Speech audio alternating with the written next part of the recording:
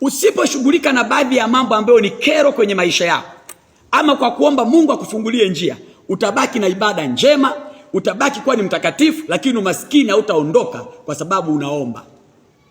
Lazaro alikuwa anaomba na mwenye haki mkamilifu, na Yesu alimfufua, lakini siku zote akakubali kula chini ya meza ya tajiri, akakubali kula makombo.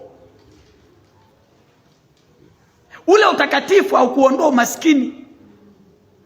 Kwa sababu hata siku moja Biblia haionyeshi kwamba Lazaro aliwahi kumwambia Mungu, nimechoka maskini huu, nimechoka kula chini ya tajiri, nimechoka kula makombo. Hakuwahi kumwambia Mungu, lakini alikuwa tu anaishi maisha matakatifu. Biblia inasema mpaka alikufa na maskini wake na vidonda vyake, akaenda mbinguni akiwa maskini. Halo? Sijui unajifunza kitu. Kwa hiyo maskini unashughulikiwa tofauti kabisa na maisha yako ya kawaida ya imani.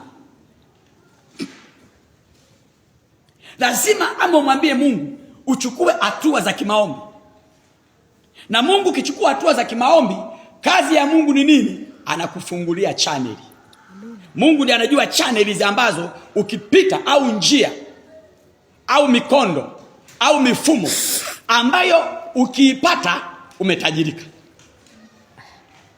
Haleluya, haleluya. Shetani huwa anaibia watu mifumo. Ndio maana mtu anaweza kukaa chini akasema, Jumatatu ana design kabisa mradi. Anasema Jumatatu mimi kabisa nimewaza hivi, nikinua unga wa ngano, nikaanza kukaanga chapati na chupa 2 za chai kubwa, nikaanza kutembeza. Kilo moja natoa faida shilingi 3,000. Nikizungusha nikauza kilo 2 kwa siku na faida 6,000. Ndani ya siku 10 60,000. Ndani ya mwezi inaweza nikaingiza shilingi laki ngapi? 200,000. 180,000. 180,000. Kumbe ni bora kuliko kwenda kuajiriwa kwenye hoteli nilikuwa nalipa 2,200. Anapata lile wazo. Sasa sina mtaji, anawaza, hebu ngoja nikakope kausha damu. Anaenda nakope 50,000 au laki. Akishakaa na ile hela, lile shetani anaanza kuleta mawazo. Wapika chapati ni wengi. Ni wengi. Alafu unajua chapati zinaungua. Zitaungua sasa. Unaona sasa? Alafu zikilala utapata hasara. Wewe unapika chapati, kuna mtu anapika mandazi, kuna mtu anapika bagia, wote mkutani, mwingine vitumbua, zitaisha. Hilo wazo sijakuonea. Yaani ndani yako mwenyewe unaahirisha. Wazungu wanasema una postpone, unagairi. Unasema nilikuwa nimewaza kabisa, mpaka naona na matumaini ninayo, nina furaha, Jumatatu naanza biashara. Unawaza, labda nikanue mchicha. Mchicha nao paka ugo na jadi wadudu unakuwa mwekundu. Nitembeze mchicha. Unapata wazo kacheze korokoro.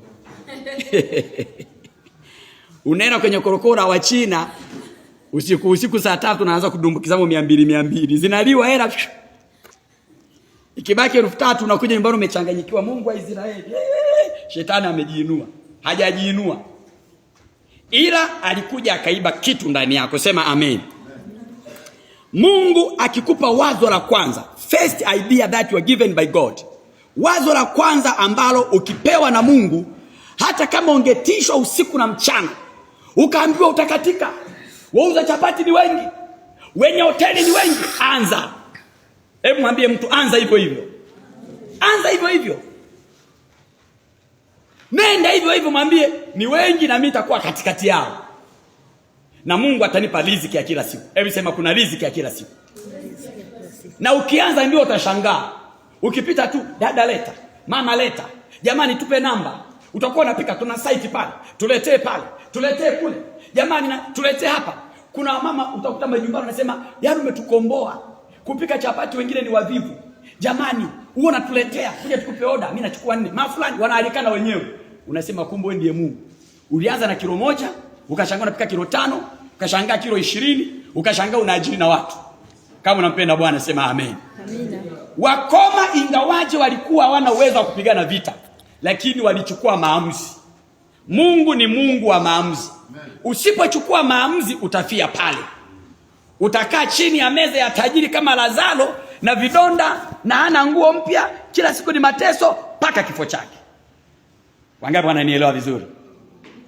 Haleluya!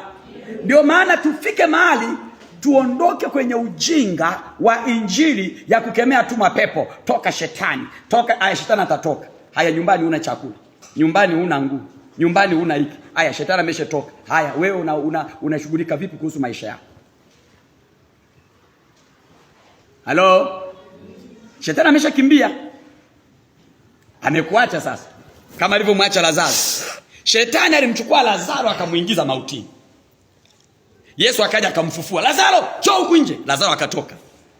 Baadaye akasema mfungueni Lazaro sanda, akafunguliwa. Mwacheni aende zake. Yesu akamwacha Lazaro akaenda zake. Kwenye kwenda zake Lazaro akaangalia maisha yake ataendeshaje. Akaenda akamwona tajiri mmoja, akamwambia mzee, wewe unanituma mimi uone nipate tu namna ya kula. Hakutaka maisha mengine. Akisema tu nipate namna ya kula, nikae hapa mezani kwako, wewe unanituma. Kwa hiyo akawa anamtuma Lazaro. Alafu akija tajiri anamwambia, nilikuwa nakula hapa nyama imebaki minofu 4, hebu malizia.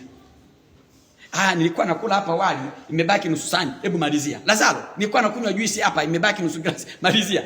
Kwa hiyo anakunywa, unajua juisi ya tajiri ni nzuri. Anakunywa, anafurahi, anasema sisi maisha ndio haya Mungu. Kwa hiyo akakubali kumtumikia tajiri mpaka mwisho wa maisha yake.